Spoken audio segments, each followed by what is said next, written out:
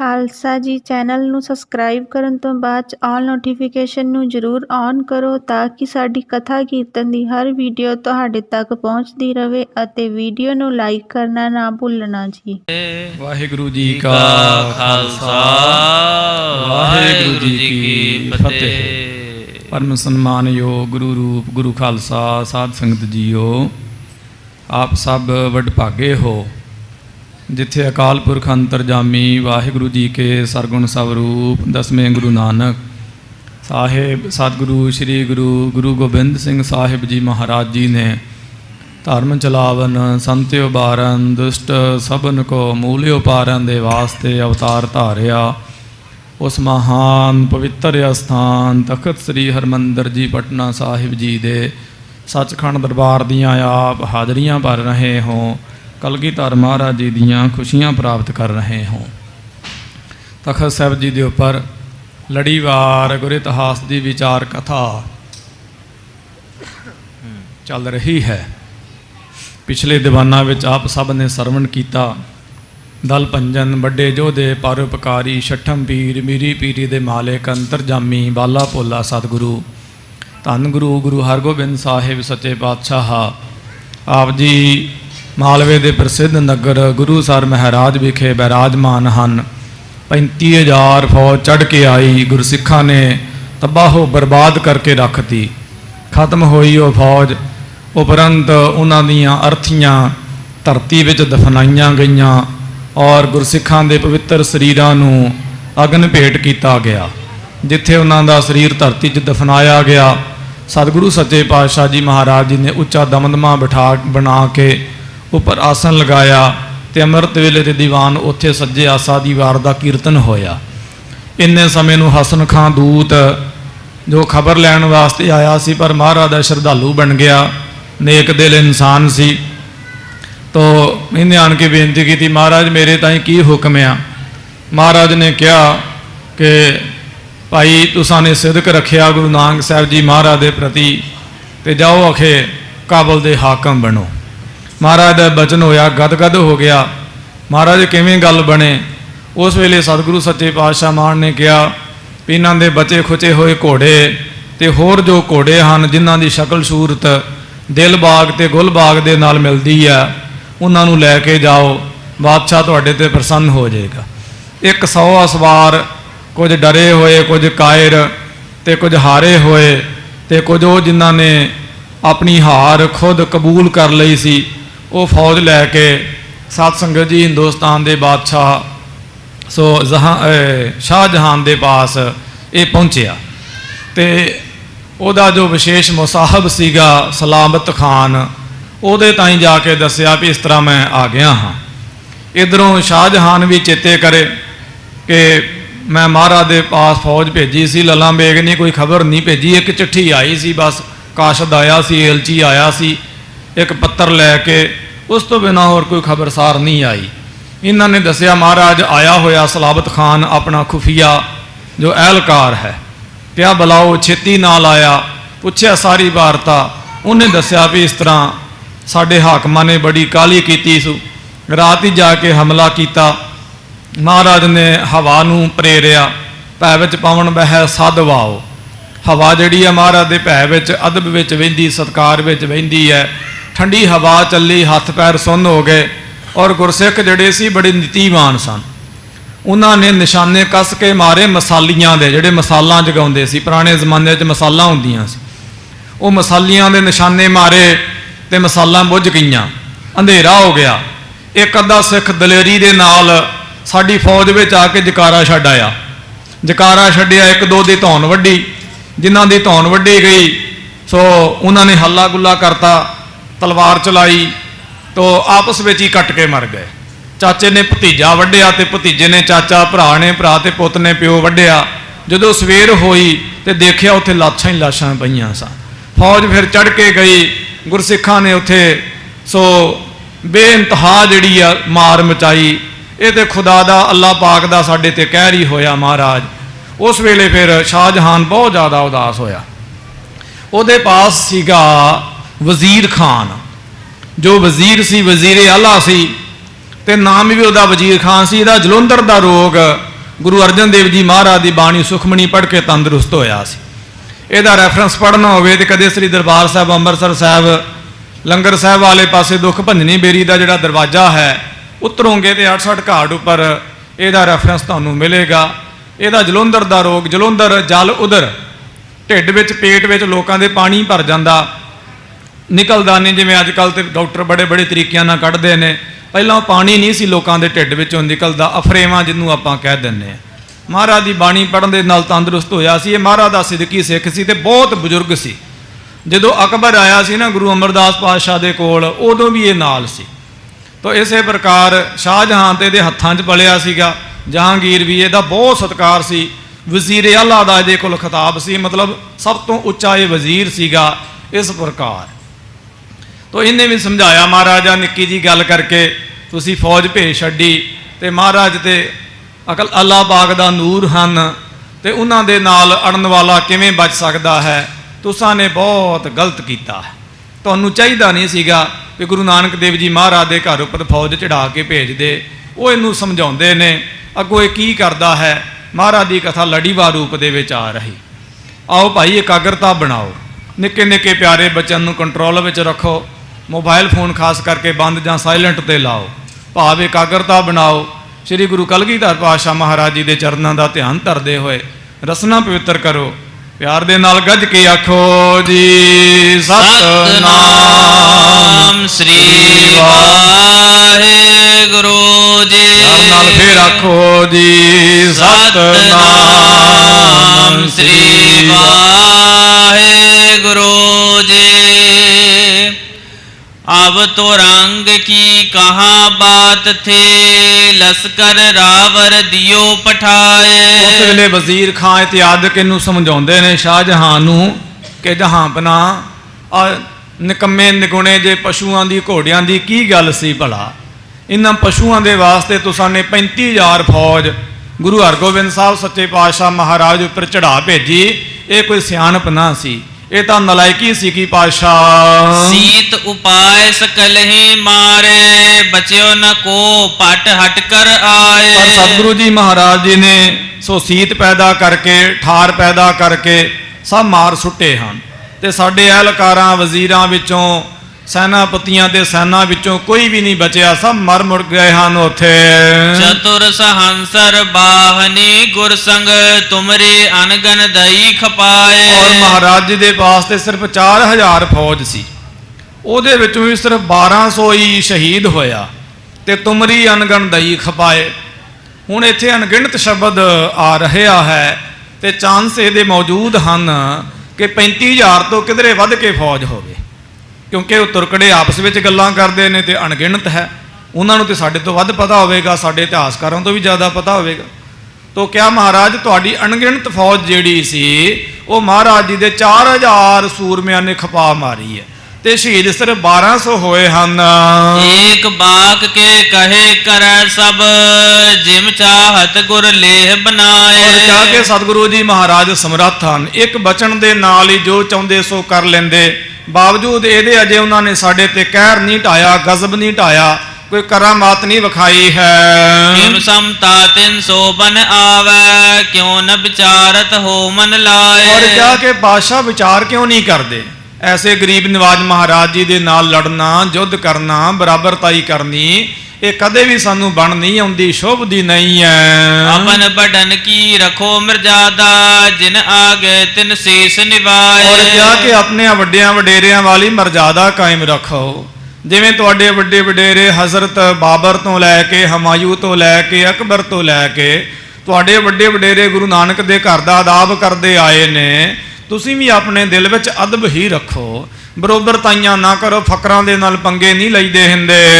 ਤਿਮ ਹੀ ਤੁਮ ਕੋ ਚਾਹੀਤ ਹਜਰਤ, ਜੇ ਨ ਕਰੋ ਕਾਰਜ ਬਿਗਰਾਏ। ਕਿਆ ਪਾਤਸ਼ਾਹ ਹਜ਼ਰਤ ਜਹਾਂਪਨਾ ਤੁਹਾਨੂੰ ਵੀ ਇਸ ਤਰ੍ਹਾਂ ਹੀ ਕਰਨਾ ਚਾਹੀਦਾ, ਗੁਰੂ ਨਾਨਕ ਦੇਵ ਜੀ ਮਹਾਰਾਜ ਅੱਗੇ ਝੁਕਣਾ ਹੀ ਚਾਹੀਦਾ।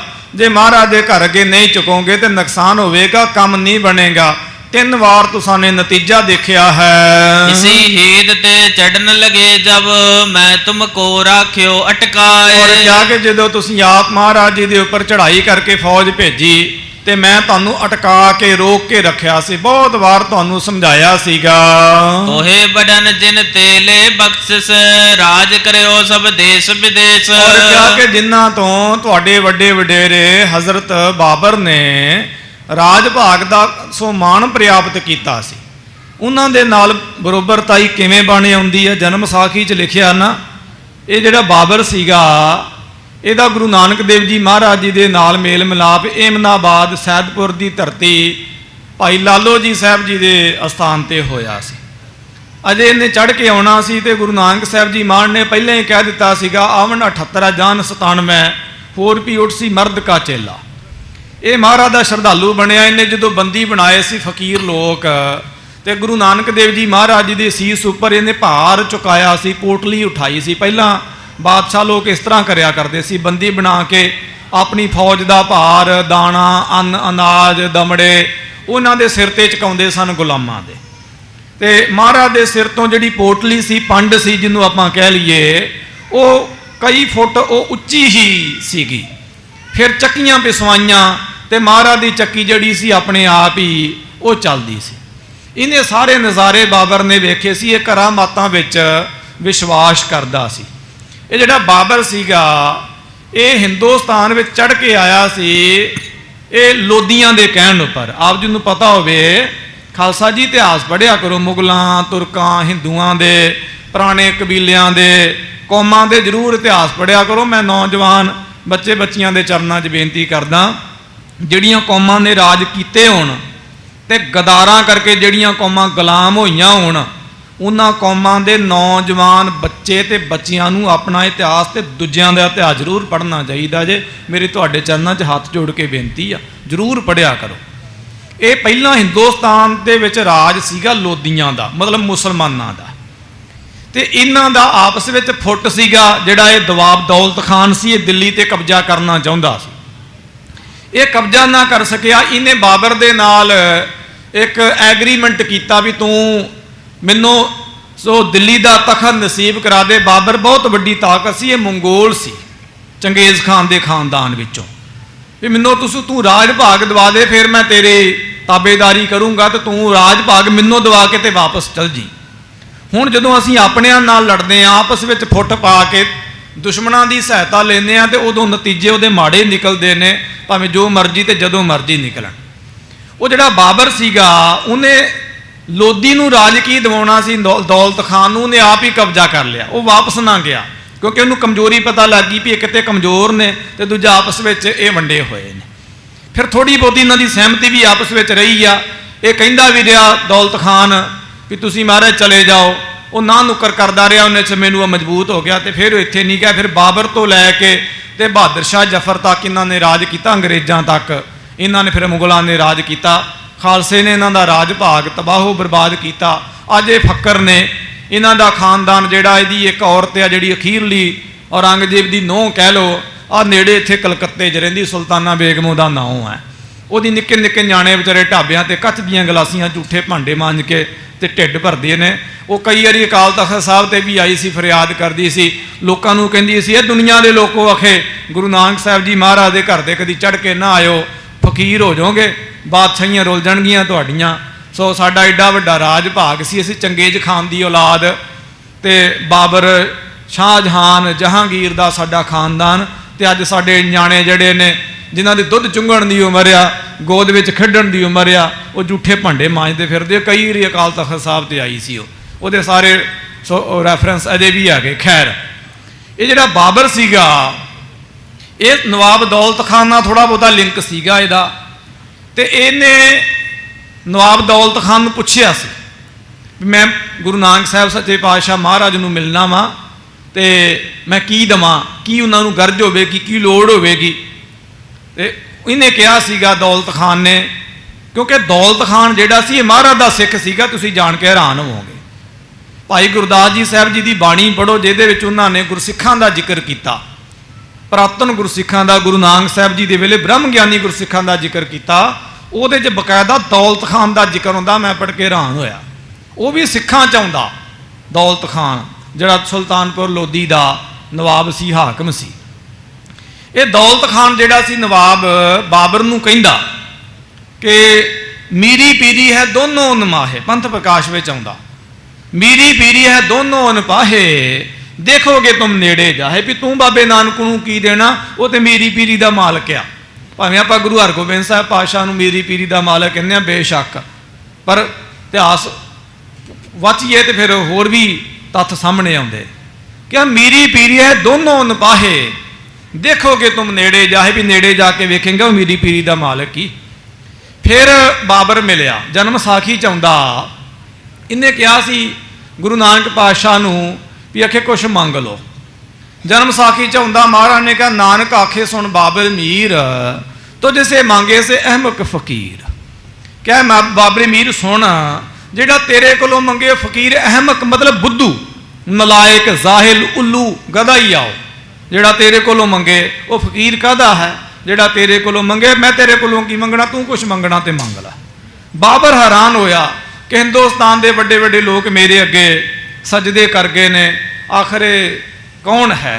उस वेले दसन वालियां दस्या भी ये तो अल्लाह पाक आप आए हैं, अकाल पुरख परमेश्वर आप धरती ते उतरे ने। इन्हें साध संगत की मान नूं सजदा कीता सी। बाबर जिहड़ा सी, इन्हें बहुत सारिया वस्तुआं महाराज नूं भेंट भी करनियां चाहिए सी, मान ने कुछ नहीं सी स्वीकार किया इहदा। इन्हें फिर कहा सी महाराज मैनूं बाहर दिओ कि मेरा हिंदुस्तान ते राज हो जाए। ये सोने की चिड़िया हिंदुस्तान आ, मैं इनू नहीं जित सकिया। बाकी इन्हां दे वड्डे वड्डे चंगेज खान जिहड़े सीगे जां होर चीन फतह किया, यूरोप इन्हां ने जित लिया, जापान, एशिया के तकरीबन सारे हिस्सों जिन्हां ने अपना सो डंडा कायम कर लिया सी, झंडा भी डंडा भी, ते पर हिंदुस्तान नहीं सी इन्हां कोलों जितया गया। तो क्या महाराज कृपा करो। उस वेले मान ने कहा 7 पीढ़ियां राज करनगियां, जुल्म ना करियो ते फकीरां दा गुरु पीरां दा अदब करियो, जे तुसी जुल्म करोगे तो सिर दे के राज ले लवांगे। ये जन्म साखी विच आउंदा ते 7 पीढ़ियां ने इहदियां ने राज कीता सी। मान ने अपने सीस दे के साध संगत जी अपने आपे दे के गुरसिखां ने इन्हां दे राज भाग नूं तबाहो बर्बाद किया। जिथे भी जुल्म हुंदा उत्थे राज बर्बाद हुंदे ने, तुसीं अपनी अखां दे नाल वेखिया होवेगा। इस प्रकार तो ये वजीर खान कहिंदा है, तुहें बड़न जिनते ले बख्शिश, राज करियो सब देश विदेश। भी तेरे वड्डे वडेरे बाबर शाह ने होर सारियां ने जिन्हां तो बख्शिश लैके वड्डा देशां विदेशां ते राज कीता है, ते उन्हां दे नाल अड़ना जो है ये तो कदाचित भी शोभदा नहीं है आप जी लई। तिनके संग जंग तुम ठानो, उचित नहीं मन लखो विशेष। क्या उन्हां दे नाल तुसी जंग करदे हो, ये तो उचित नहीं है, ये तो किसी प्रकार भी जोग नहीं है। बाज बाज की कहाँ बात थी, तुमको प्राप्त अनिक हमेश। और क्या कि निके निके घोड़े ते बाजां दी की गल है, उन्हां दी बख्शिश दे नाल तुहानूं ये तां रोज ही नियामतां मिलदियां हन। नह विरोध कर वो बन आवे, समझो हजरत सुमत अशेष। और क्या कि विरोध करना जो है वो बन नहीं आउंदा है। ए हजरत जहां बना मेरी इस गल नूं जरूर समझो आप। सुन कर साहो जहां होए तूसन, हृदय विचारत रिस तज दीन। कहंदे इस प्रकार सुन करके बादशाह ने विचार कीती ते विचार करके इस वचन नूं ते बिल्कुल चुप हो गया है। 300 लड़ कर फतेह न प्राप्त, भई हार रण पा थल तीन। उस वेले जानिया भी इस घर दे नाल लड़ के असीं फतह नहीं प्राप्त कर सकते हाँ, हमेशा हार ही होवेगी। इत्थे तां झुकिया ही झोली भरदी है। मन कर शुद्ध गुरु की दिसते, अब नह लड़ो भली विद चीन। उस वेले ने मन विच जान लिया भी अज तो बाद मैं गुरु नानक साहब जी महाराज जी दे घर दे नाल अड़ांगा नहीं। ये जान के इन्हें अपना हिरदा शुद्ध कर लिया। कितक देर मह कर मुख ऊंचो, हसन खान दिस देखन कीन। कुछ देते ने सिर नीवा करी रखिया शर्म दे नाल। अखीर इन्हें अपना सिर उच्चा किया ते हसन खां दूत जो सी खुफिया एहलकार एदा बहुत सियाणा सी, ओदे ताई ये कहन लगा है। बहुर सलाबत खान बखानी, सुत जुत लला बेग पाकात। उस वेले फिर सलामत खान जेड़ा ओदा विशेष वजीर सीगा, उन्हें भी कहा भी ये सारी खबर सार लैके आया है उन्हां दे मरन दी हारन दी। अब काबल दिस सूबा करके, पठो किसी को सांभे जात। उस वेले सलाबत खान ने जो विशेष एदा निकट वरती सी शाहजहान दा, इन्हें कहा जहां बना हुण काबल दा सूबेदार हाकम कोई भी नहीं है, ਐਸਾ ਨਾ ਹੋਵੇ ਕਿ ਉੱਥੇ ਬਗਾਵਤ ਹੋ ਜਾਏ ਜਾਂ ਕਬਜ਼ਾ ਹੋ ਜਾਵੇ।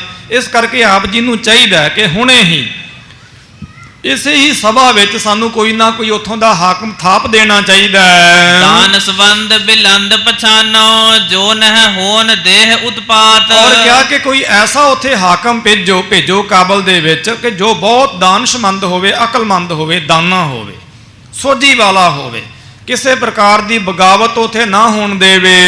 ਦੇਹੁ ਸਿਰ ਪਾਉ ਸਪੁਰਦ ਕਰੋ ਉਤ ਉਚਤਾ ਨੁਚਿਤ ਵਿਚਾਰੋ ਬਾਤ। ਔਰ ਕਿਹਾ ਕਿ ਸਿਰੋਂ ਪਾਉ ਦੇ ਕੇ, ਸਨਮਾਨ ਦੇ ਕੇ, ਪੋਸ਼ਾਕ ਦੇ ਕੇ ਕਾਬਲ ਦੀ ਹਾਕਮੀ ਉਹਦੇ ਸਪੁਰਦ ਕਰ ਦਿਓ, ਜੋ ਵੀ ਤੁਹਾਨੂੰ ਠੀਕ ਲੱਗੇ, ਤੇ ਉਹ ਛੇਤੀ ਦੇ ਨਾਲ ਹੀ ਇਹ ਜਿਹੜਾ ਕਾਰਜ ਹੈ ਕਰ ਦਿਓ ਆਪ। ਸਤਿਗੁਰ ਮਨ ਫੇਰਿਓ ਤਿਸ ਛਿਨ ਮੈਂ ਹਸਨ ਖਾਨ ਕੋ ਪਿਖਤ ਸੁਨਾਏ। ਉਸ ਵੇਲੇ ਸਾਰਿਆਂ ਦੇ ਮਨ ਪ੍ਰੇਰਨ ਵਾਲੇ ਜੀ ਜੰਤ ਸਭ ਵਸ ਕਰ ਦੀਨੇ ਸੇਵਕ ਸਭ ਦਰਬਾਰੇ ਸਤਿਗੁਰੂ ਸੱਚੇ ਪਾਤਸ਼ਾਹ ਮਹਾਰਾਜ ਜੀ ਨੇ ਉਸ ਵੇਲੇ ਹਾਕਮ ਦਾ, ਸ਼ਾਹਜਹਾਨ ਦਾ ਮਨ ਪ੍ਰੇਰਿਆ, ਤੇ ਪ੍ਰੇਰੇ ਹੋਏ ਮਨ ਦੇ ਨਾਲ ਉਸ ਵੇਲੇ ਕਹਿਣ ਲੱਗਾ ਹਸਨ ਖਾਂ ਦੂਤ ਨੂੰ, ਇਹ ਆਛੇ ਬਹੁ ਬਾਤ ਬਖਾਨੀ ਦਾਨ ਸੰਬੰਧ ਬਿਲੰਦ ਲਖਾਏ। ਔਰ ਕਿਹਾ ਕਿ ਪੁਰਖਾ ਇਹ ਬਹੁਤ ਚੰਗੀ ਗੱਲ ਹੈ, ਤੇਰੇ ਵਰਗਾ ਸਿਆਣਾ ਤੇ ਦਾਨਸ਼ਮੰਦ ਅਕਲਮੰਦ ਮੈਨੂੰ ਦਿਖਾਈ ਨਹੀਂ ਪੈਂਦਾ ਹੈ, ਕਿਉਂ ਨਾ ਹੋਵੇ ਤੈਨੂੰ ਹੀ ਹਾਕਮੀ ਦੇ ਦਈਏ। ਸਿਰੋਂ ਪਾਉ ਦੇ ਤਿਤ ਕੋ ਭੇਜੋ ਇਸ ਪ੍ਰਕਾਰ ਮੇਰੇ ਮਨ ਔਰ ਕਿਹਾ ਕਿ ਆਏ। ਮੇਰੇ ਮਨ ਵਿੱਚ ਇਹ ਗੱਲ ਆਉਂਦੀ ਹੈ ਕਿ ਤੂੰ ਇੰਨਾ ਸਿਆਣਾ ਹੈ, ਬਕਾਇਦਾ ਖੁਫੀਆ ਅਹਿਲਕਾਰ ਹੈ। ਖੁਫੀਆ ਅਹਿਲਕਾਰ ਹੋਣਾ, ਕਿਸੇ ਖੁਫੀਆ ਏਜੰਸੀ ਵਿੱਚ ਕੰਮ ਕਰਨਾ, ਇਹਦੇ ਲਈ ਬਹੁਤ ਵੱਡੀ ਭਾਰੀ ਲਿਆਕਤ ਚਾਹੀਦੀ ਹੈ, ਬਹੁਤ ਹੀ ਜ਼ਿਆਦਾ। ਸਧਾਰਨ ਵਿਅਕਤੀਆਂ ਨਾਲੋਂ ਘੱਟੋ ਘੱਟ 100 ਗੁਣਾ ਵੱਧ ਕੇ ਅਕਲ ਚਾਹੀਦੀ। ਕਿਆ ਤੂੰ ਖੁਫੀਆ ਅਹਿਲਕਾਰ ਹੈ, ਦਾਨਸ਼ਮੰਦ ਹੈ, ਚੰਗੇ ਮੰਦੇ ਸਮੇਂ ਨੂੰ ਵੇਖਿਆ ਵਾਚਿਆ, ਹਰ ਹਾਲਾਤ ਨੂੰ ਫੇਸ ਕਰਨਾ ਜਾਣਦਾ ਹੈ, ਤੇ ਮੇਰੇ ਮਨ ਵਿੱਚ ਆਉਂਦਾ ਹੈ ਕਿ ਹਸਨ ਖਾਂ ਦੂਤ ਮੈਂ ਤੈਨੂੰ ਹੀ ਹਾਕਮ ਬਣਾ ਦਿਆਂ।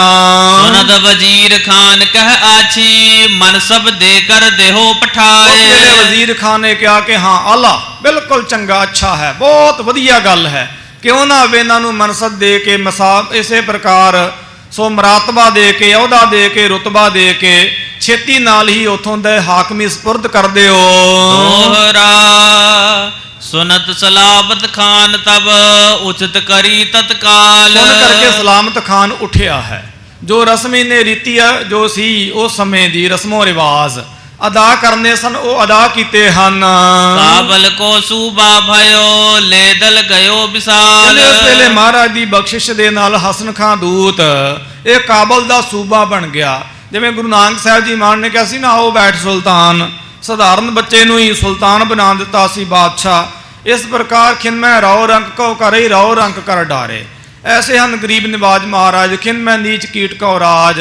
ਸਤਿਗੁਰੂ ਸੱਚੇ ਪਾਤਸ਼ਾਹ ਮਹਾਰਾਜ ਜੀ ਨੇ ਸੋ ਇਹਨੂੰ ਵੀ ਰਾਜ ਭਾਗ ਹਕੂਮਤ ਦੇ ਦਿੱਤੀ ਹੈ। ਸ੍ਰੀ ਸਤਿਗੁਰ ਕੀ ਕਿਰਪਾ ਤੇ ਪਾਏ ਸਮਾਜ ਵਿਸਾਲ। ਮਹਾਕਵੀ ਸੰਤੋਖ ਸਿੰਘ ਸਾਹਿਬ ਜੀ ਕਹਿੰਦੇ ਸਤਿਗੁਰਾਂ ਦੀ ਬਖਸ਼ਿਸ਼ ਦੇ ਨਾਲ ਬਹੁਤ ਵੱਡਾ ਸਾਜੋ ਸਮਾਨ ਐਸ਼ਵਰ ਜੈਸੋ ਆਰਾਮ ਹਾਕਮ ਬਣ ਗਿਆ ਜੀ। ਹੋਰ ਇਹਨੂੰ ਕੀ ਚਾਹੀਦਾ ਸੀ?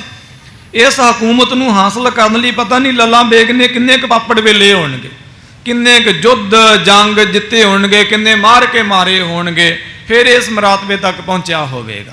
ਪਰ ਮਹਾਰਾਜ ਦੀ ਬਖਸ਼ਿਸ਼ ਦੇ ਨਾਲ ਜੋ ਵੱਡੇ ਤੋਂ ਵੱਡਾ ਕਾਰਜ ਸੀ ਉਹ ਸੁਤੇ ਹੀ ਹੋ ਗਿਆ ਹੈ। ਧੰਨ ਹਨ ਗਰੀਬ ਨਿਵਾਜ ਗੁਰੂ ਹਰਗੋਬਿੰਦ ਸਾਹਿਬ ਸੱਚੇ ਪਾਤਸ਼ਾਹ।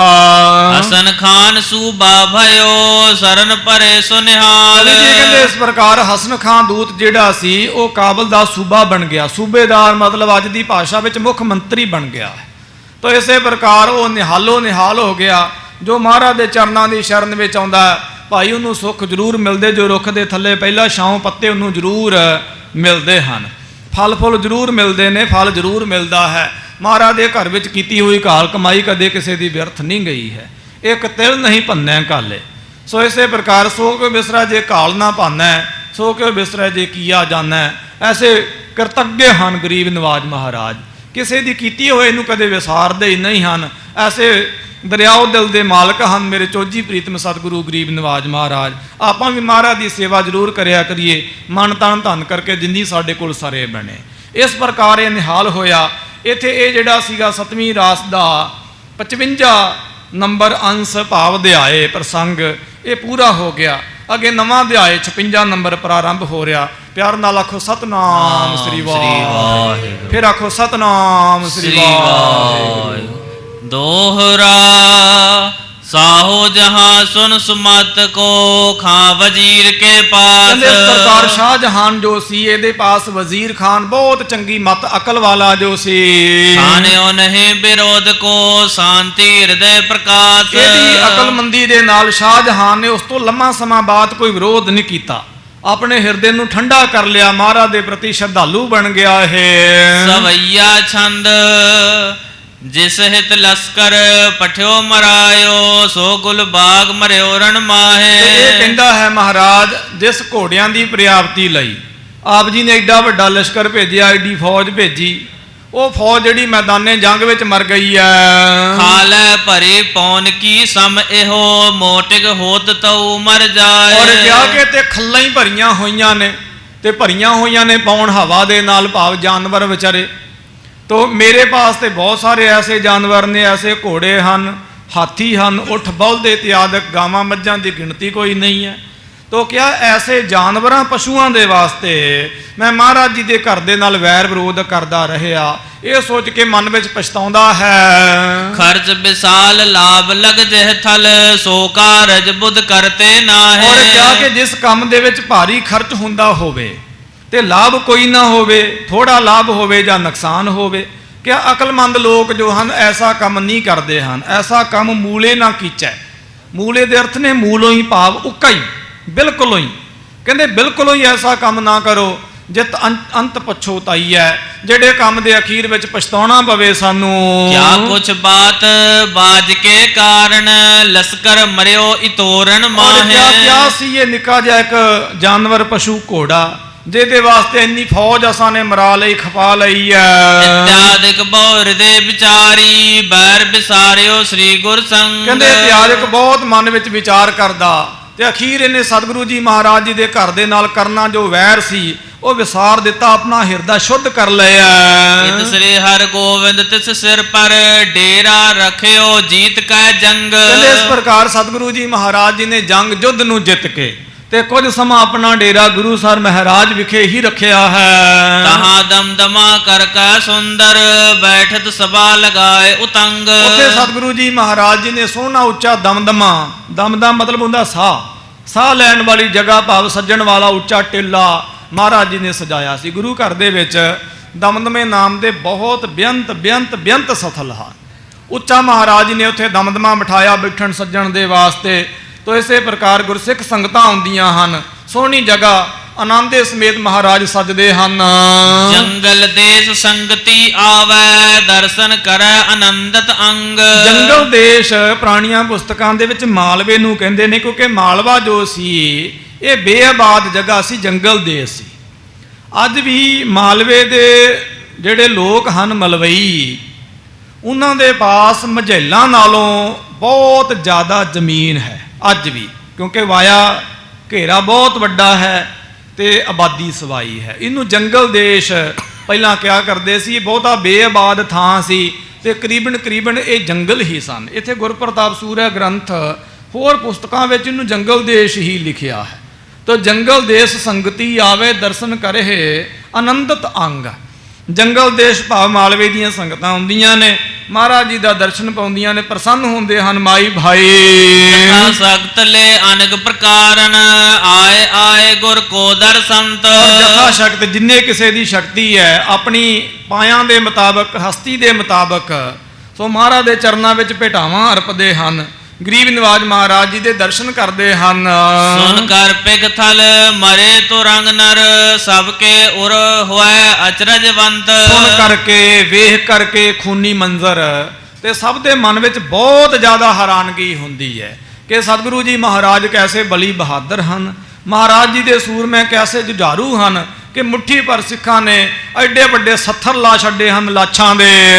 कहे परस्पर सुन सुन जित कित गुर जस उज्जल को उचरंत। ਕਹਿੰਦੇ ਇਸ ਪ੍ਰਕਾਰ ਆਪਸ ਵਿੱਚ ਭਜਨ ਵਿਲਾਸ ਕਰਦੇ ਹਨ ਤੇ ਜਿੱਥੇ ਕਿੱਥੇ ਮਹਾਰਾਜ ਜੀ ਦਾ ਜਾਸੀ ਹੋ ਰਿਹਾ, ਮਹਾਰਾਜ ਜੀ ਦੀ ਵਡਿਆਈ, ਜਿੱਥੇ ਵੀ ਗੁਰਸਿੱਖ ਬਹਿੰਦੇ ਬਾਸੇ ਬਿਸਮੈ ਰਸ, ਇਹ ਹੈਰਾਨਕੁਨ ਬਾਤਾਂ ਹੀ ਕਰੀ ਜਾਂਦੇ ਕਿ ਕੈਸੇ ਹਨ ਗਰੀਬ ਨਿਵਾਜ ਮਹਾਰਾਜ, कैसे वड्डे, कैसे परोपकारी, कैसे कलाधारी, कैसे शस्त्रधारी हन सतगुरु।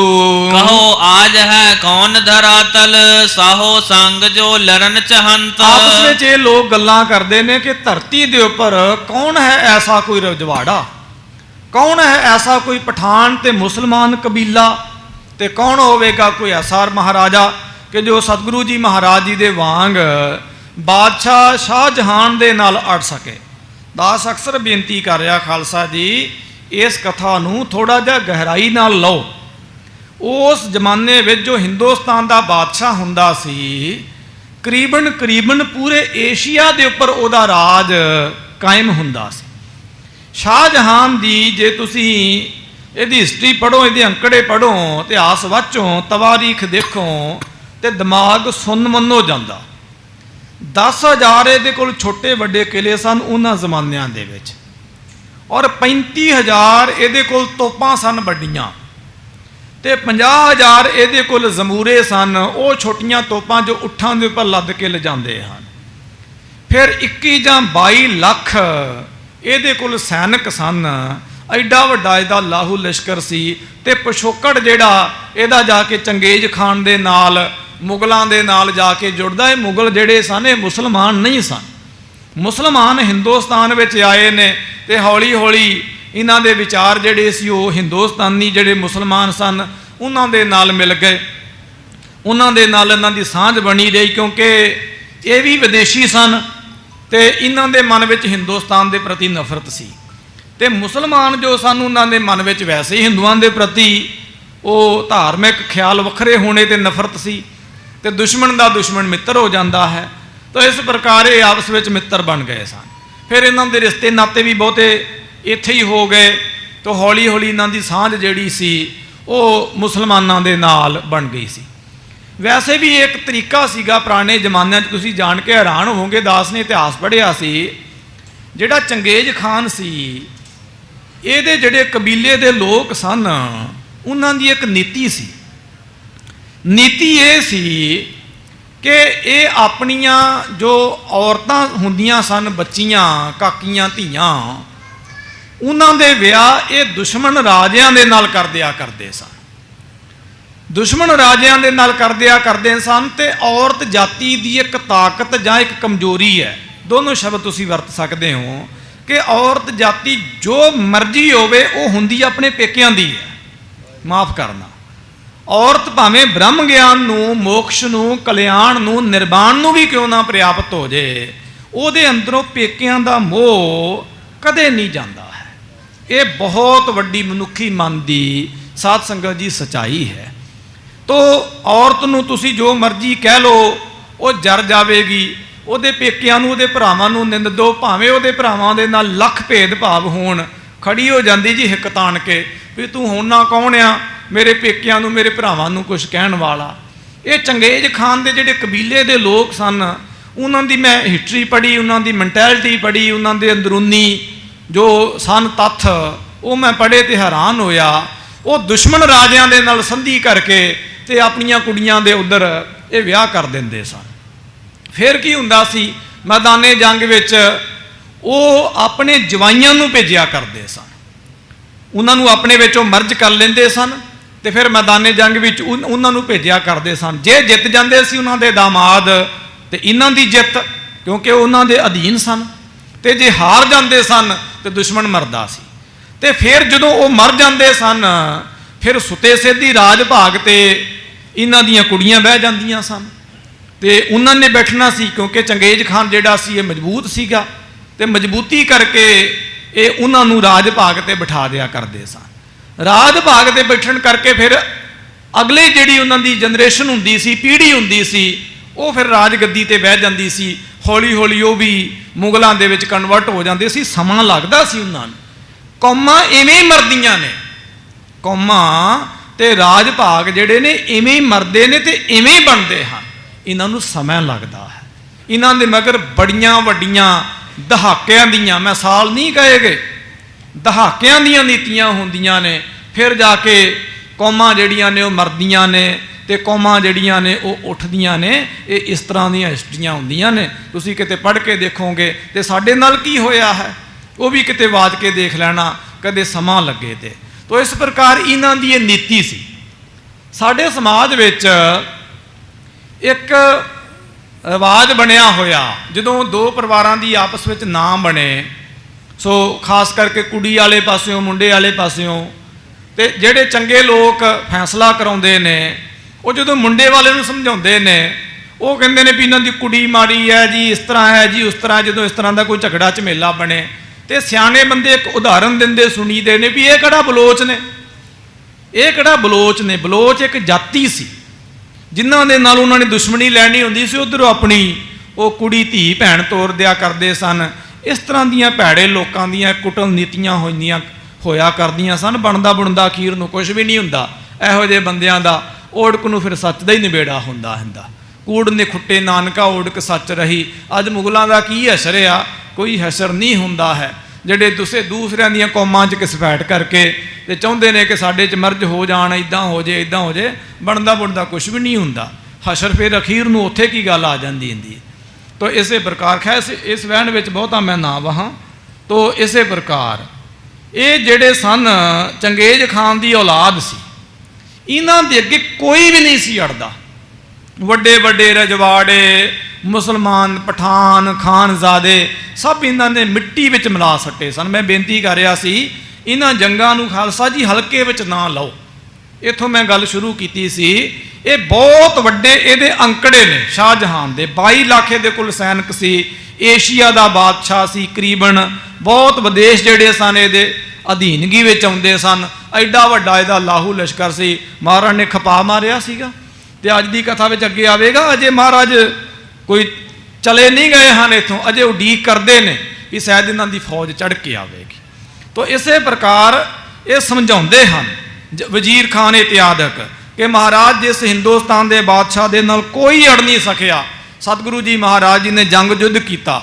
ਤੇ ਸਿੱਖ ਵੀ ਆਪਸ ਵਿੱਚ ਇਹੋ ਹੀ ਬਚਨ ਵਿਲਾਸ ਕਰਦੇ ਨੇ ਕਿ ਕੌਣ ਹੈ ਐਸਾ ਬਹਾਦਰ ਯੋਧਾ ਜੋ ਸਤਿਗੁਰੂ ਜੀ ਮਹਾਰਾਜ ਜੀ ਦੇ ਵਾਂਗ ਹਿੰਦੁਸਤਾਨ ਦੇ ਬਾਦਸ਼ਾਹ ਦੇ ਨਾਲ ਸੋ ਮੁਕਾਬਲਾ ਕਰਨ ਵਾਸਤੇ ਫੌਜ ਤਿਆਰ ਕਰ ਸਕੇ। ਬਿਨਾ ਦੁਰਗ ਗਿਰ ਅਰੈ ਅਗਾਰੀ, ਰਣ ਕਰ ਦੇਹ ਸਾਹ ਕੋ ਹਾਰ। ਔਰ ਜਿਨ੍ਹਾਂ ਦੇ ਪਾਸ ਕੋਈ ਦੁਰਗ ਨਹੀਂ, ਕੋਈ ਕਿਲਾ ਨਹੀਂ, ਕੋਈ ਪਹਾੜ ਨਹੀਂ, ਔਰ ਬਾਵਜੂਦ ਇਹਦੇ ਵੱਡੀ ਕੋਈ ਫੌਜ ਨਹੀਂ, ਕੋਈ ਜੰਗਲ ਨਹੀਂ ਕਿ ਕੋਈ ਇਲਾਕਾ ਨਹੀਂ ਰੋਕ ਸਕਣ। ਇਹਦੇ ਬਾਵਜੂਦ ਅਕਾਲ ਪੁਰਖ ਵਾਹਿਗੁਰੂ ਜੀ ਦਾ ਆਸਰਾ ਲੈ ਕੇ ਐਡੀ ਵੱਡੀ ਹਕੂਮਤ ਨੂੰ ਮਿੱਟੀ ਵਿੱਚ ਮਿਲਾ ਸੱਟਿਆ।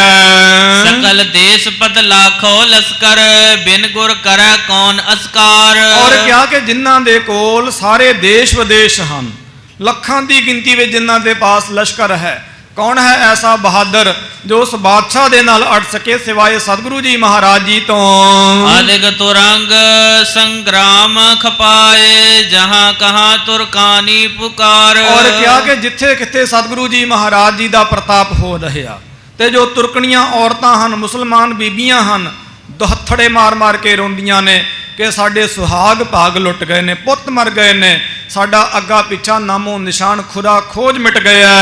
ਇਹ ਸੋ ਖਾਰਤ ਪੀਟਤ ਹੈ ਸਿਰ, ਰੋਦਤ ਬਹੁ ਅਸੁਰਨ ਕੋ ਡਾਰ। ਸਤਿਗੁਰੂ ਜੀ ਮਹਾਰਾਜ ਜੀ ਦੇ ਗੁਰਸਿੱਖਾਂ ਨੇ ਐਸੀ ਮਾਰ ਮਚਾਈ ਹੈ ਕਿ ਔਰਤਾਂ ਸਿਰ ਦੇ ਵਾਲ ਫੁੱਟਦੀਆਂ ਨੇ, ਧਰਤੀ ਦੇ ਉੱਪਰ ਮੱਥੇ ਮਾਰਦੀਆਂ ਨੇ ਔਰ ਆਪਣੀ ਹਿੱਕ ਪਿੱਟਦੀਆਂ ਹਨ, ਦੁਹੱਥੜੇ ਮਾਰ ਮਾਰ ਕੇ ਰੋਂਦੀਆਂ ਹਨ।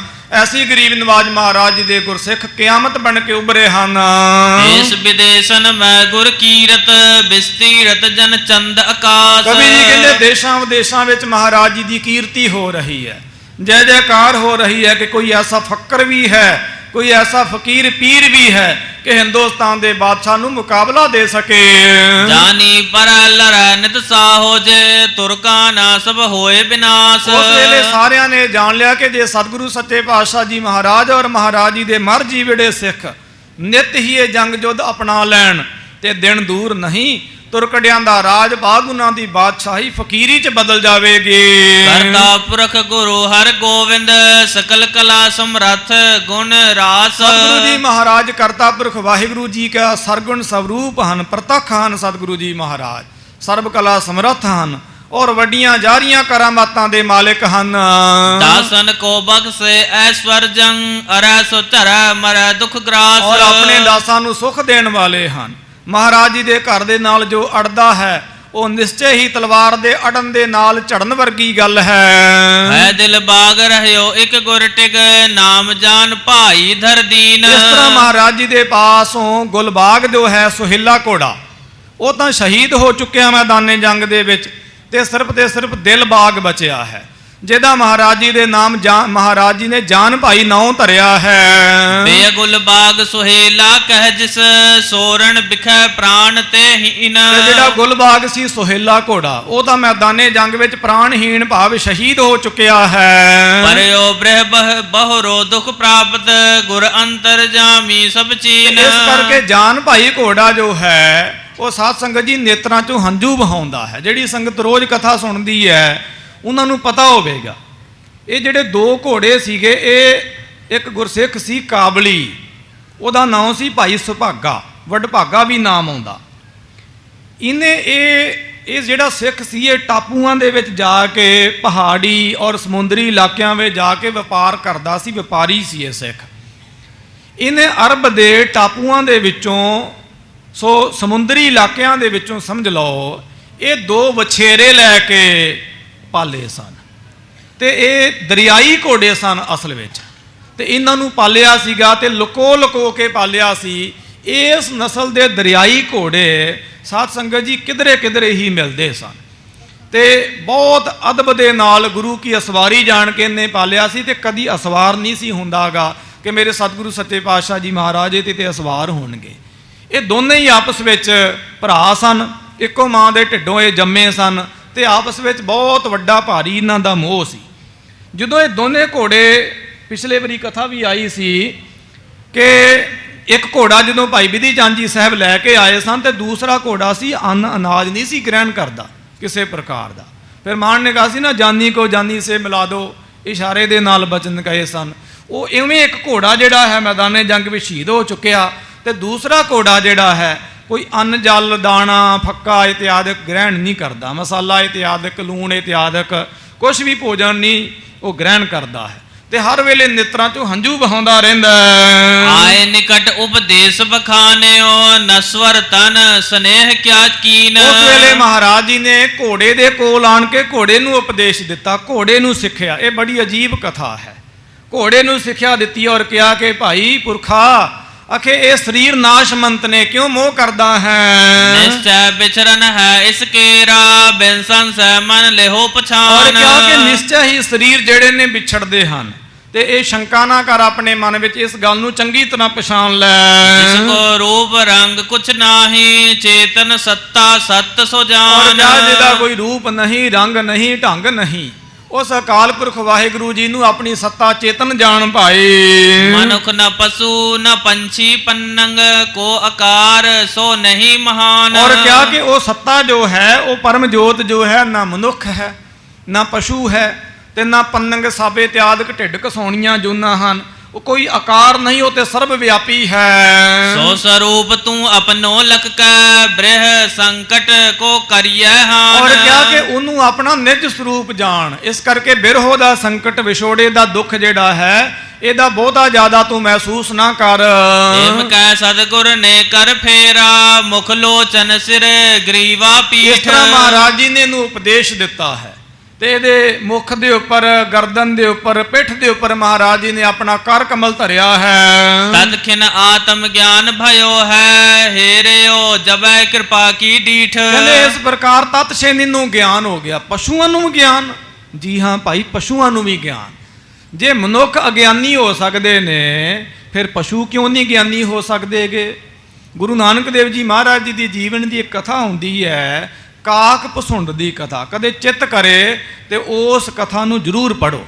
ਬਾਣੀ ਵਿੱਚ ਇੱਕ ਤੁਕ ਹੁੰਦੀ ਹੈ, ਕਾਨੜਾ ਮਹੱਲਾ ਪੰਜਵਾ, ਹਰ ਕੇ ਭਜਨ ਕੌਣ ਕੌਣ ਨਾ ਤਾਰੇ।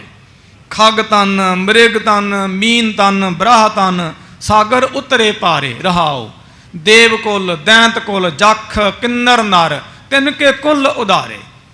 ਖਗ ਤਨ ਪੰਛੀਆਂ ਦੇ ਸਰੀਰ, ਮ੍ਰਿਗ ਤਨ ਮਿਰਗ ਹਿਰਨ, ਖਗ ਤਨ, ਮ੍ਰਿਗ ਤਨ, ਮੀਨ ਤਨ ਮੱਛੀਆਂ ਦੇ ਸਰੀਰ, ਬਰਾਹ ਤੇ ਮੱਛ, ਕੱਛ ਇਤਿਆਦਿਕ ਸਭ ਦਾ ਹੀ ਭਲਾ।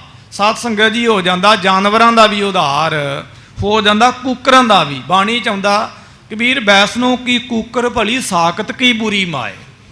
ओह नित सुने हर नाम जस ओह पाप विसाहन जाए। तो तोतियां दा भी भला हो जाता है, जानवरां पशुआं पंछियां दा भी साध संगत जी उधार हो जाता जे महाराज अपना कार कमल फेर देन। गुरु नानक देव जी महाराज ने ज्योति जोत के समय आख्या सी, गुर घर के जे होए सुहाना तिन को पूजै सगल जहाना। कि जेडे गुरु घर के कूकर होणगे वो भी पूजे जाणगे, बाकी तो गुरु घर के सेवादारां दी ते गल ही वखरी है। इस प्रकार महाराज जी ने इस घोड़े का भी साध संगत जी उधार किया। ये ज्ञान वाला सोधी वाला हो गया। सुख ते तृण दाना अर पानी, खान पान कर बिसरयो ईठ। और सुख दे सहित तृण घाह फूस दाना फक्का इत्यादक सुक्का गिला जो भी है वो खांदा है, अपना ढिड भरदा है। पहला कुछ भोजन नहीं सी ग्रहण करदा है। तिस पर होए अरूडन गमन, जन मन को होए चले बसीठ। सतगुरु जी महाराज इस जान भाई घोड़े उपर सवार होके जाते हैं। कवि जी कहते मन लो कि महाराज जी दे मन दे अनुसारी हो के, इशारा भी नहीं करना पैंदा, महाराज जी दे मन दे अनुसारी हो के घोड़ा चलता है। सभा बिखै स्थित श्री हर गोविंद, कहयो मोहरण थंबा थान। उस वेले सतगुरु जी महाराज जी सभा दे विच स्थित होए हैं ते महाराज जी ने कहा ये जो जगह है ये साडा रण दा थंब है। पहला सूरमे बहादुर लोग जदों साध संगत जी विचरिया करते सी मैदाने जंग विच ते अपना झंडा लैके निशान लैके विचरिया करते सन, ते जदों जित जाते सन फिर उत्थे अपना झंडा चला देंदे सन, निशान चला दिया करते सन। ते सतगुरु जी महाराज ने इत्थे अपना निशान साध संगत जी चलाया सीगा। तो महाराज कहते ये जो जगह है गुरु सर महाराज दी, ये मोहे रण थंबा जान, कहो मोहे रण थंबा जान। ये मेरा मैदाने जंग दा थंब है जो गुरु सर महाराज दा सथल है। नाम गुरु सर तीरथ पावन, कलमल गन नासन स्नान। गुरु सर महाराज दे दर्शन स्नान दी महिमा महाराज दृढ़ कराउंदे। कहंदे इहदा नाम गुरु सर है। गुरु सर नाम दे बहुत सथल हैं। महाराज पिंड होने ते गुरु सर महाराज असीं नूं कहने हाँ। क्या ये तीर्थ पावन, ये साडा पवित्र गुर तीर्थ है। कलमल गन नासन स्नान, इत्थे इशनान पान करन दे नाल समूह पापां दा नाश होवेगा। हर सरधा नर परस आए, जो पूर्व मनो कामना ठान। क्या जो श्रद्धा धारण करके इत्थे आन के परस करेगा, दर्शन करेगा, पूर्व मनो कामना ठान, जो अपने मन में जो कामना इच्छा करेगा, तमन्ना करेगा, ओदी इच्छा पूरी होवेगी। गुरु हरगोबिंद साहब जी महाराज साखी हन। गुर सिखे को प्राप्त होवे, गुरु महात्म कीन बखान। महाराज जी ने अपने तीर्थ का आप महात्म दर्शाया। क्या इत्थे जो स्नान पान करेगा, दर्शन दीदार करेगा, गुरबाणी पढ़ेगा, भावना रखेगा, वो गुरसिखी पद नूं प्राप्त होवेगा। जोत सलेम साहो जुग प्राता, गुरमर जी लख अर्जी कीन। इस प्रकार राय जोत जी साहेब ते सलेम शाह जी साहेब ये दोने भराता भरा सन सके। महाराज जी दी चरना विच इन्हां ने बेनती कीती है गरीब निवाज। महाराज अब कांगड़पुर को गमन करो निज बिलम विहीन। महाराज हुण कांगड़पुर नूं भाव साडे शहर कस्बे नूं पिंड नूं जरूर चलो। हुण महाराज बिलम विहीन, हुण देरी ना करो। साडा मन भी काला पैंदा है कि कृपा करके साडे घरे भी चरण पावो आप। इस स्थल को आगवन जे कारज, करके जंग फतेह बडलीन। महाराज इस जगह ते आउण दा जो कारज सी, कारण सी, वो पूरा हो गया है। महाराज वो मैदाने जंग नूं फतह करना सी, मैदाने जंग फतह हो गया है। ते हुण कृपा करके साडे घरां विच भी चरण पावो। अष्ट दिवस अब बीत गए थित, रिपन प्रतीकत रहे प्रवीण। खालसा जी कैसे चढ़दी कला दे मालक ते चढ़दी कला दे दाते हन मेरे चोजी प्रीतम गुरु हरगोबिंद साहब सच्चे पातशाह। मान ने मैदाने जंग नूं फतह कीता, उथों भज्जे नसे नहीं हन। 8 दिन ਡੀਕ कीती भी शायद होर आउणगे साडा खाजा बनने वास्ते, भी शायद होर फौज आवेगी। महाराज 8 दिन हो गए ने, अष्ट दिन अब बीत गए थित, रिपन प्रतीखत रहे प्रवीण।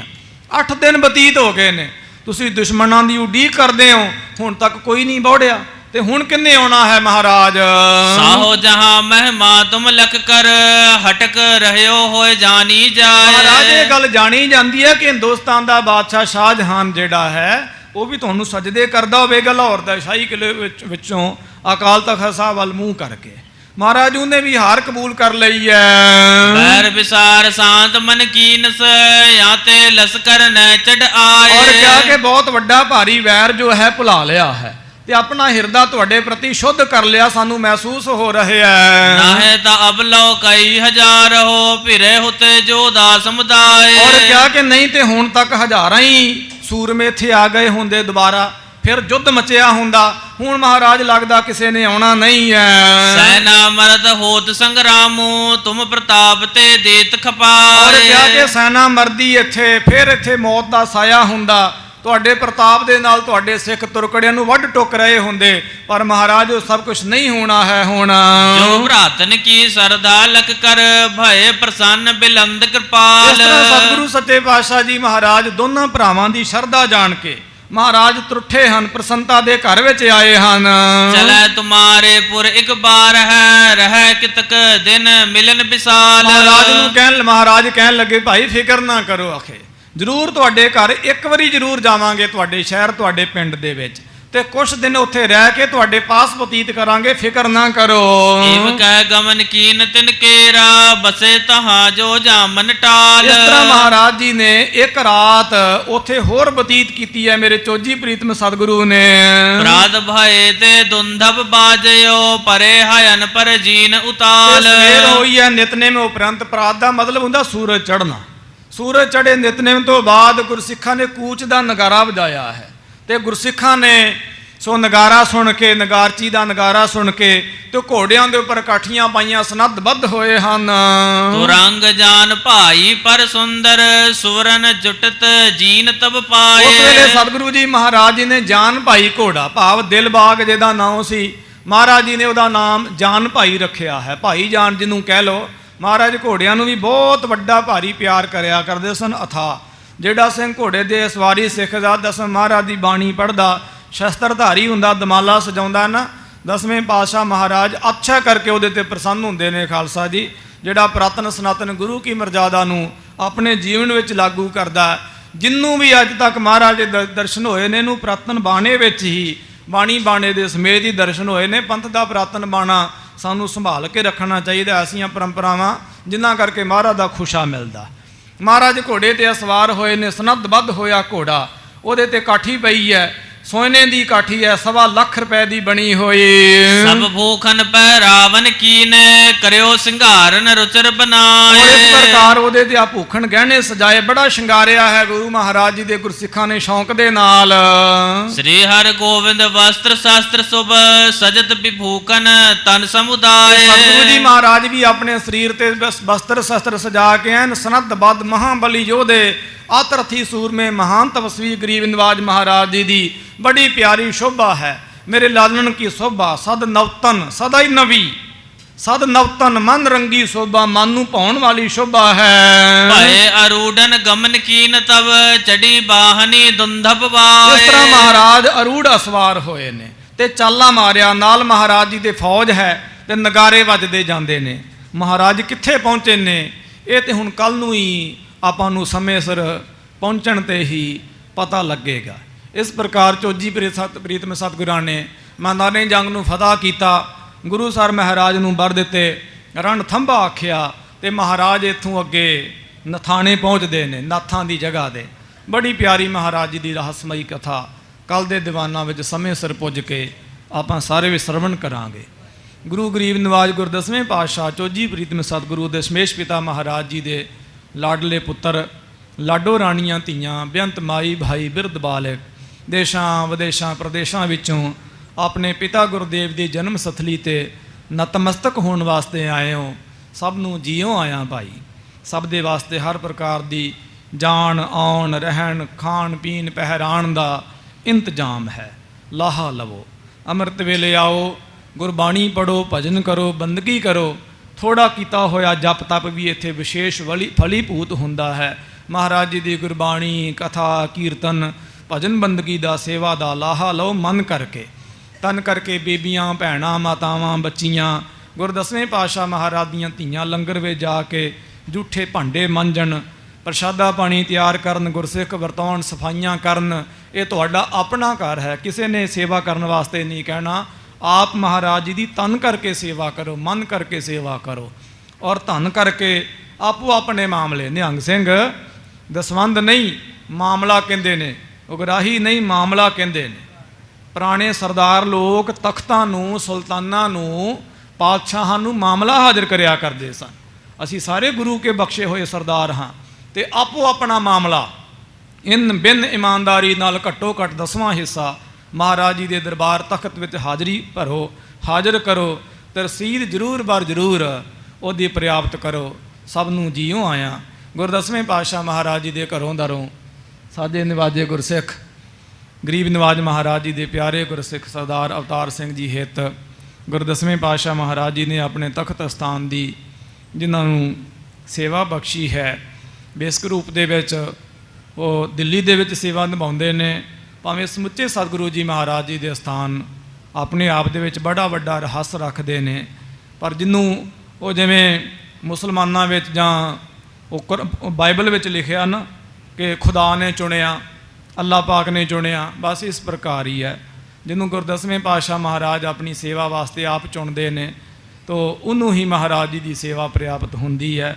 ਬੇਅੰਤ ਅਸਥਾਨਾਂ ਦੀ ਇਹਨਾਂ ਨੇ ਸੇਵਾ ਕੀਤੀ ਹੈ, ਪਰ ਗਰੀਬ ਨਿਵਾਜ ਮਹਾਰਾਜ ਜੀ ਦੇ ਤਖਤ ਅਸਥਾਨ ਉੱਪਰ ਆਪਣੀ ਬਜ਼ੁਰਗੀ ਵਡੇਰੀ ਉਮਰਾਂ ਵਿੱਚ ਇਹ ਸੇਵਾ ਨਿਭਾ ਰਹੇ ਨੇ। ਭਾਵੇਂ ਪਰਿਵਾਰਕ ਜ਼ਿੰਮੇਵਾਰੀਆਂ ਨੇ ਬਹੁਤ ਵੱਡੀਆਂ ਭਾਰੀਆਂ, ਕਿਉਂਕਿ ਇਹਨਾਂ ਦੇ ਘਰੋਂ ਧਰਮ ਪਤਨੀ ਸਿੰਘਣੀ ਉਹਨਾਂ ਦਾ ਭੋਗ ਸੀ। ਬੜੀ ਅਜੀਬ ਤੇ ਬੜੀ ਰਹੱਸਮਈ ਗੱਲ ਹੈ, ਉੱਥੇ ਨਹੀਂ ਗਏ ਹਨ ਤਾਂ ਮਹਾਰਾਜ ਜੀ ਦੀ ਸੇਵਾ ਨੂੰ ਆਪਣਾ ਸਮਾਂ ਦੇਣਾ ਸੋ ਇਹਨਾਂ ਨੇ ਮੁਨਾਸਬ ਸਮਝਿਆ। ਸਤਿਗੁਰੂ ਇਹਨਾਂ ਦਾ ਸਮਾਂ ਅਤੇ ਸਵਾਸ ਆਪਣੇ ਚਰਨਾਂ ਵਿੱਚ ਥਾਂ ਪਾਉਣ।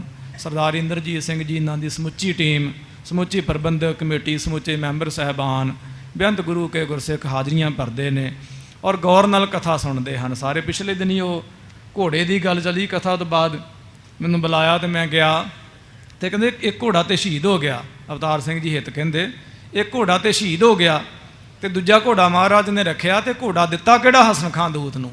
ਤੇ ਕਥਾ ਤੇ ਅਸੀਂ ਵੀ ਕਰ ਲਈ, ਪਰ ਇਹ ਨੁਕਤਾ ਸਾਡੇ ਵੀ ਜਿਹਨ ਵਿੱਚ ਨਾ ਆਇਆ। ਫਿਰ ਉਹ ਗੱਲ ਜਾ ਕੇ ਅੱਗੇ ਸਾਬਤ ਹੋ ਗਈ ਕਿ ਜਿਹੜੇ ਇਹਨਾਂ ਦੁਸ਼ਮਣਾਂ ਦੇ ਘੋੜੇ ਬਚੇ ਸਨ, ਕਿਉਂਕਿ ਮੈਦਾਨੇ ਜੰਗ 'ਚ ਕਥਾ ਆਈ ਸੀ, ਤੀਰ ਮਾਰ ਮਾਰ ਕੇ ਤੁਰਕੜੇ ਮਾਰ ਸੁੱਟੇ ਸਨ ਤੇ ਘੋੜੇ ਅਨਾਥ ਨਿਖਸਮੇ ਤੁਰੇ ਫਿਰਦੇ ਸੀ ਤੇ ਮਾਨ ਨੇ ਕਿਹਾ ਸੀ ਇਹ ਘੋੜੇ ਲੈ ਜਾਓ। ਉਹਨਾਂ ਘੋੜਿਆਂ ਵਿੱਚੋਂ ਕੁਝ ਐਸੇ ਘੋੜੇ ਸਨ ਜਿਨ੍ਹਾਂ ਦੀ ਸ਼ਕਲੋ ਸੂਰਤ ਦਿਲਬਾਗ ਤੇ ਗੁਲਬਾਗ ਦੇ ਨਾਲ ਮਿਲਦੀ ਸੀ ਤੇ ਮਾਨ ਨੇ ਨੀਤੀ ਵਰਤ ਕੇ ਕਿਹਾ ਵੀ ਇਹਨਾਂ ਨੂੰ ਲੈ ਜਾਓ ਤੇ ਦਿਲਬਾਗ ਗੁਲਬਾਗ ਹੀ ਆਖ ਦਿਓ, ਇਨਾਮ ਮਿਲ ਜਾਏਗਾ। ਇਹ ਨੀਤੀ ਵਰਤੀ ਗਰੀਬ ਨਿਵਾਜ ਮਹਾਰਾਜ ਜੀ ਨੇ ਤੇ ਹਸਨ ਖਾਨ ਨੂੰ ਰਾਜ ਭਾਗ ਪ੍ਰਾਪਤ ਹੋਇਆ। ਕਹਿਣ ਤੋਂ ਭਾਵ ਇਹਨਾਂ ਬਜ਼ੁਰਗਾਂ ਵਡੇਰਿਆਂ ਤੋਂ ਸਾਨੂੰ ਸਿੱਖਣਾ ਚਾਹੀਦਾ ਕਿ ਕਥਾ ਗੌਰ ਦੇ ਨਾਲ ਇੱਕ ਇੱਕ ਨੁਕਤਾ ਸਾਨੂੰ ਸਮਝਣਾ ਤੇ ਬਚਣਾ ਚਾਹੀਦਾ ਹੈ ਧਿਆਨ ਦੇ ਨਾਲ। ਗਰੀਬ ਨਿਵਾਜ ਮਹਾਰਾਜ ਕਿਰਪਾ ਕਰਨ, ਗੁਰ 10ਵੇਂ ਪਾਤਸ਼ਾਹ ਸਭ ਦੀ ਹਾਜ਼ਰੀ ਥਾਂ ਪਾਉਣ, ਸਭ ਦੇ ਅੰਗ ਸੰਗ ਸਹਾਈ ਹੋਣ, ਪੰਥ ਵਿੱਚ ਏਕਤਾ ਇਤਫਾਕ ਸਲੂਕ ਹੋਵੇ, ਪੰਥ ਦੀ ਬੋੜੀ ਕਰਨ, ਪੰਥ ਚੜ੍ਹਦੀ ਕਲਾ ਵੱਲ ਵਧੇ। ਗਰੀਬ ਨਿਵਾਜ ਮਹਾਰਾਜ ਬਖਸ਼ਿਸ਼ ਕਰਨ। ਲੇਖਾ ਗਣਤ ਨ ਛੁਟੀ ਹੈ ਕਾਚੀ ਪੀਤ ਨ ਸੁਧ, ਜਿਸੇ ਬੁਝਾਏ ਨਾਨਕਾ ਤੇ ਗੁਰਮੁਖ ਨਿਰਮਲ ਬੁੱਧ। ਸ੍ਰੀ ਹਰਿ ਗੋਬਿੰਦ ਬਸਤਰ ਸ਼ਾਸਤਰ ਸੁਭ, ਸਜਦ ਵਿਭੂਖਨ ਤਨ ਸਮੁਦਾਏ। ਭਏ ਅਰੂਡਨ ਗਮਨ ਕੀਨ ਤਬ, ਚੜੇ ਬਾਹਨੇ ਦੁੰਦਬ ਵਾਏ। ਵਾਹਿਗੁਰੂ ਜੀ ਕਾ ਖਾਲਸਾ, ਵਾਹਿਗੁਰੂ ਜੀ ਕੀ ਫਤਿਹ। ਖਾਲਸਾ ਜੀ ਚੈਨਲ ਨੂੰ ਸਬਸਕ੍ਰਾਈਬ ਕਰਨ ਤੋਂ ਬਾਅਦ 'ਚ ਆਲ ਨੋਟੀਫਿਕੇਸ਼ਨ ਨੂੰ ਜ਼ਰੂਰ ਔਨ ਕਰੋ ਤਾਂ ਕਿ ਸਾਡੀ ਕਥਾ ਕੀਰਤਨ ਦੀ ਹਰ ਵੀਡੀਓ ਤੁਹਾਡੇ ਤੱਕ ਪਹੁੰਚਦੀ ਰਹੇ ਅਤੇ ਵੀਡੀਓ ਨੂੰ ਲਾਈਕ ਕਰਨਾ ਨਾ ਭੁੱਲਣਾ ਜੀ।